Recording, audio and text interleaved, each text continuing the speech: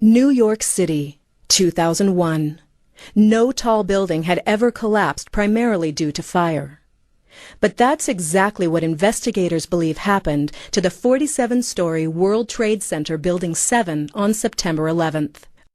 This is the actual video released by NIST attempting to explain the collapse of World Trade Center Building 7 on 9/11/2001. This investigation took 3 years and cost millions of dollars. According to a 3-year comprehensive building and fire safety investigation just completed by the National Institute of Standards and Technology, or NIST. Comprehensive building and fire safety investigation? The National Fire Protection Association Fire Investigations Manual says that any investigation with a total collapse should look for evidence of accelerants, which are substances used to ignite the fire or explosives. NIST ignored this recommendation, thus their investigation is neither comprehensive nor completed. World Trade Center 7 collapsed because of fires. Really? There are over 1,000 architects and engineers who disagree with this claim, a number that consistently grows larger and larger. We really have a new kind of progressive collapse that we have discovered here, which is a fire-induced progressive collapse. And in fact, we have shown for the first time that fire can induce a progressive collapse. The NIST report was not peer-reviewed, nor did any engineers sign or seal the document. If you actually read the NIST report and see how their investigation was constructed, you will find that all of the engineers whose names appear on this report were never given access to the full information. The investigation was divided up into parts, and a piece was given to each of these engineers to analyze individually. The names of these engineers were then deceptively added to the final report, even though none of them actually reviewed or signed off on the final NIST report. NIST used detailed data describing the building and its contents to create the most complex computer simulation of a structure collapse ever made. The NIST model results did not match the observed collapse.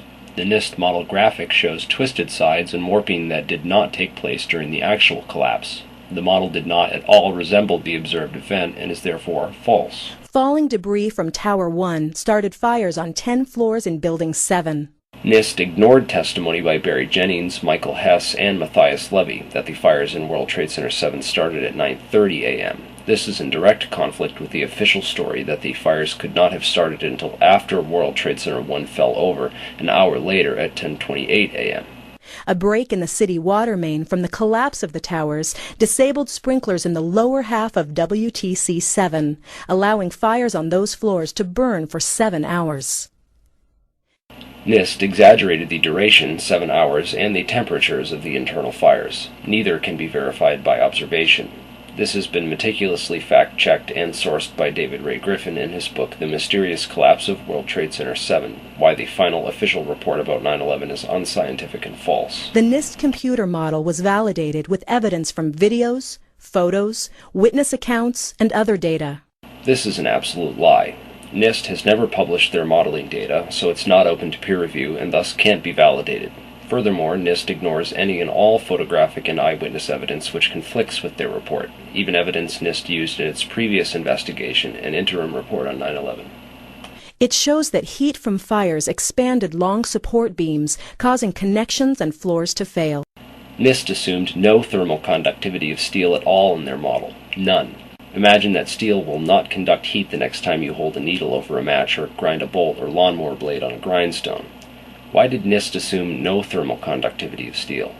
Perhaps because they were trying to concentrate the heat in their model to get maximum thermal expansion by not allowing the heat to sink into other parts of the steel structure. So you look at the floors failing here, and eventually this column 79 is going to buckle, it fails, and then the entire vertical progression takes place. NIST only heated the steel girders, but not the concrete floor directly attached to it in their model. How odd. How can a fire do that? Again, it appears NIST doctored their model in order to get maximum differential thermal expansion. By the way, concrete and steel have almost the same coefficient of thermal expansion, hence the reason that steel-reinforced concrete works and doesn't break apart as the temperature rises or drops, because both concrete and steel expand at almost exactly the same rate. The buckled column caused additional collapsed floors and falling debris that removed support from adjacent interior columns. The floor system in World Trade Center 7 consisted of steel wide flange beams connected to larger girders, also wide flange, and corrugated metal pan with a poured concrete slab on top. On top of the steel beams and girders are what's called shear studs. These shear studs are short vertical studs welded on top of the wide flange and intended to bond the beam to the concrete slab. Normally, they are placed at intervals no longer than about 4 feet so that the steel and concrete act as a unit. NIST completely omitted these shear studs from their model. Why?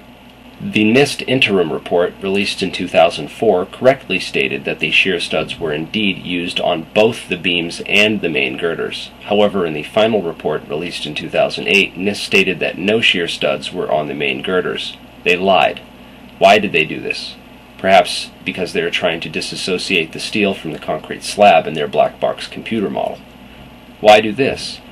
Maybe because they are trying to get only the beam to expand but not the concrete slab, which adds lateral support and would help resist thermal expansion. So the bottom line is, NIST lied about the existence of girder shear studs in their final analysis. A chain reaction then caused other interior columns to fail in quick succession. The outside shell of the building fell.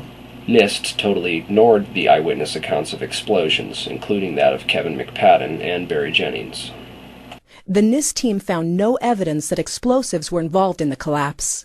And our analysis showed that even the smallest explosive charge that was capable of bringing down the critical column in the building, had it occurred, we would have seen sound levels of 120 to 130 decibels about a half a mile away. That would have been an incredibly loud sound, and that sound was not picked up by any of the videos or witnesses that we have talked to. NIST only looked at one type of explosive, RDX, or more commonly C4, which is considered one of the most powerful and brisant of the military high explosives. A brisant explosive is one that attains its maximum pressure so rapidly that a supersonic detonation wave is created by the explosion. NIST then used this loudness factor of RDX to rule out all other types of explosives.